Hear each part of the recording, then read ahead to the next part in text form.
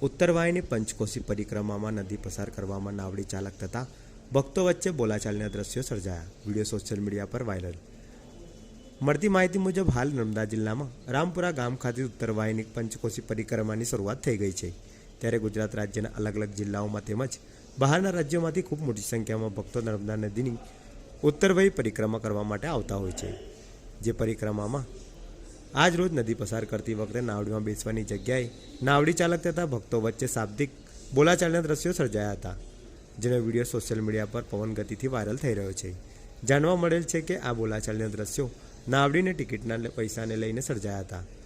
વાહન પાર્કિંગના પણ 100 રૂપિયા લેવામાં આવે છે તેમ પણ જાણવા મળેલ છે.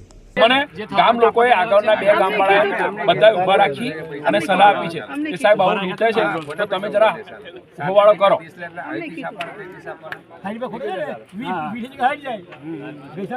નર્મદે